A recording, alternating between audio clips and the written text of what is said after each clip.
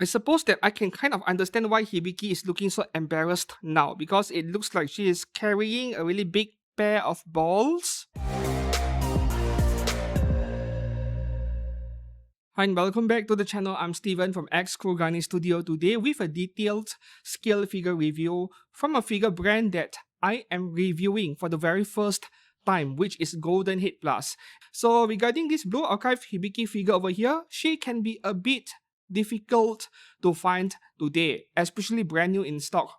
The last time I checked before filming today's review, she is gone in Army, no longer available in Army, and I doubt HLJ has her in stock as well. So where did I get this figure from? That is where this channel's sponsor comes in for today's figure review. JP Fans. JP Fans is a proxy service that allows you to buy anime figures or any other Japanese merchandise from a Japanese seller that does not ship overseas. For example, sellers over in Mercari Japan, Amazon Japan, and a few other places. So you can copy and paste a link to a product which you like into their search engine, or you can also directly search for the figures you want using their own search engine. It works either way. And most importantly, when you do buy something and they are being shipped to their warehouse, they will provide you free photography service where you get to see what the condition of the figure looks like before they forward it to you. So you can buy from multiple different sellers, combine ship it to address. And I purchased this figure via JP Fans for around 15,800 yen pre-owned, but apparently in pristine condition. And this part, pre-owned, is going to be a factor into this scale figure review. Does it affect my judgment into this figure review? We shall find out soon. If you are interested in signing up for a free account and give this service a try, please to make use of my links down in the description below to sign up for a free account, and you will receive quite a number of shipping coupons to go towards your first few purchases. So thanks a lot to JP Fans for sponsoring today's scale figure review. And back to what is in front of me right here, we are looking at Goldenhead Plus 1/7 scale Blue Archive Hibiki. She was released back in May last year at 20,000 yen before taxes and shipping. Actual height, including the base all the way to the top of the halo over here, is 25 centimeters. That is very tall for a 1/7 scale lolly character. If you deduct this piece over here, the head height is around 23 centimeters plus, which is still pretty tall for a 1/7 scale lolly character. Meanwhile, for the box and packaging, yep, clear plastic all around. It is a plain and simple box, but still pretty attractive when the figure is sitting inside. So this kind of box looks nice, but does not really offer much protection to the figure. Look at how soft the front panel over here is. So if the postman decides to treat your parcel badly, then the figure is going to get damaged. The rating I can give this box, this is about a 6 out of 10, not any higher, because yeah, this does not offer the figure much protection. Fortunately, the figure is being split into several parts in the box so that you won't end up breaking something. Well, at least the risk is a lot lower. Imagine this piece of halo over here being glued to the figure permanently, sitting inside the box. A very light impact to the box will fracture this thing, right? So these are separate parts, and this one does not plug into the base, and honestly, I have no idea what this thing is because I did not play the game Blue Archive. I only watched the anime adaptation. So this looks like a golf bag to me, except it has a couple of tennis balls in front for some reason. But deep inside, probably a firearm, right? Because this is Blue Archive we are talking about. And yep, this halo piece over here is separate, and you just plug it into her ponytail behind. There is almost no pack or hole visible, so it is very nicely concealed over here. Meanwhile, both feet plugs into the base in this case, so this figure is extremely stable.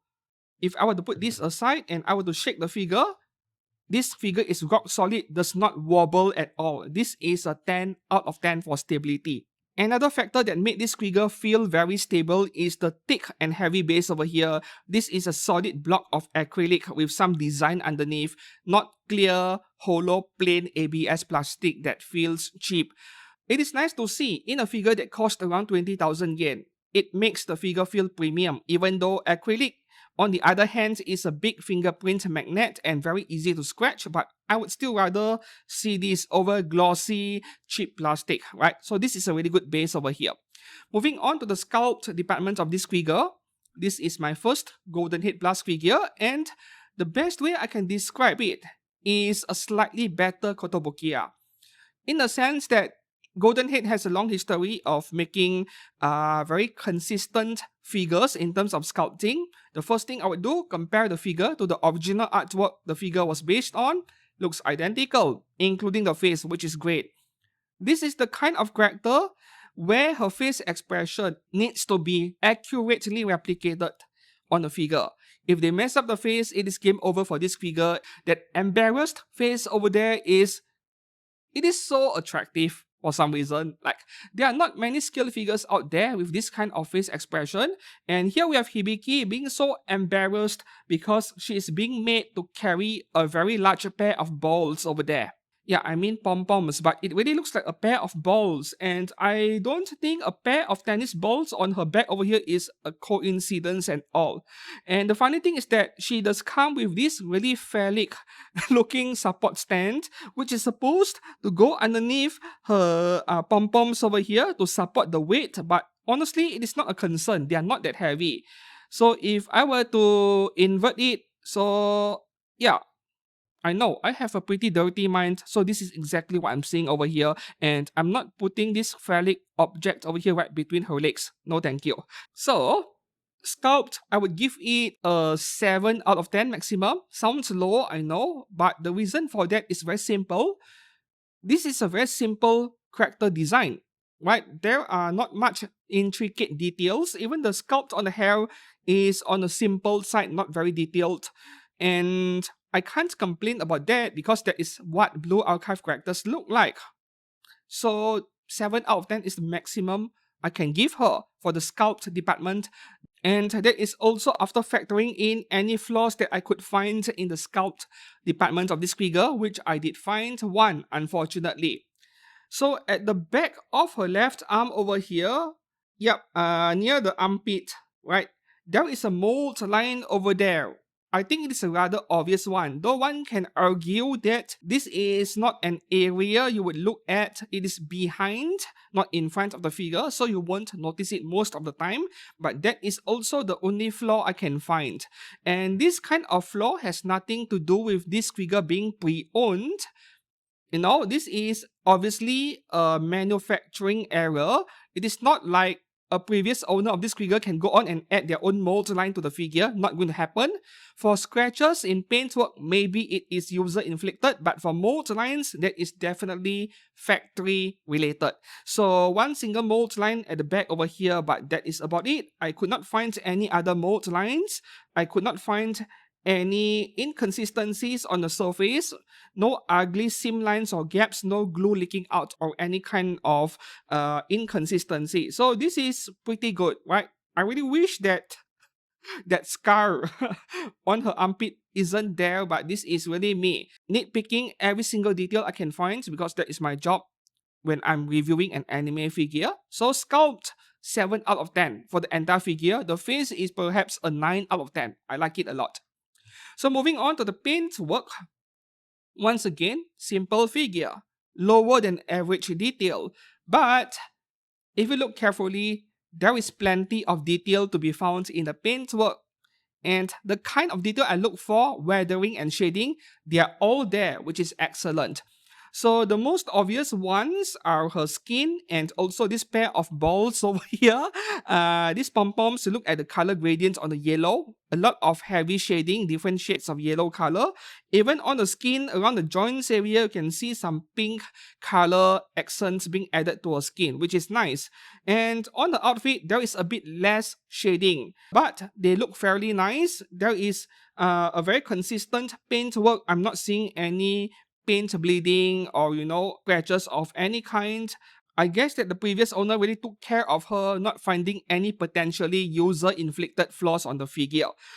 light shading on the skirt, I can see a bit of it, but the most disappointing part, I'm not sure if disappointing is the right word, is that the hair and the tail does look a bit lacking in detail, mostly because of the dark color, right? It is like dark brown, brownish gray color for hair, so that leaves not much room for shading, and maybe they're trying to follow the original artwork. If the character's hair looks like this, they need to follow it, so I can't exactly blame Goldenhead Plus for this. So with the painting department, on the simple side but no flaws at all, no matter where I look, and for that reason, I'm giving her paintwork a score of 7.5 out of 10, and that is the maximum I can give simply because higher scores are reserved for figures that are way more detailed, way more complex, way more sophisticated, yet they don't make any mistakes in the paintwork.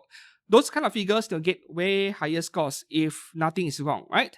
And our last part for this review is the base once again, where in my unboxing video a few weeks ago, I did mention that there is a bit of a small scratch on the base, which I suspect is user-inflicted, the previous owner, not from the factory, not a flaw, right? So this is something that is really hard to see unless you shine the base under a bright light source like this, and I really struggled to film this footage just to show you where the scratch is. It is near her left foot in this case, almost, barely there. It is barely there, but if you shine a light source, you can see a bit of a scarf over there, which I would imagine that the previous owner was trying a bit too hard to press the figure, force it into the holes in the base, and accidentally scarfed the base surface a little bit, which is a fairly common thing. It even happened to me and my figures as well, so I can't really blame the previous owner on this. Overall, I think it was well worth the savings I had when I purchased this figure for 16,000 yen or so. Now, getting to the conclusion of today's figure review, should you get this figure of Hibiki from Blue Archive by Goldenhead Plus?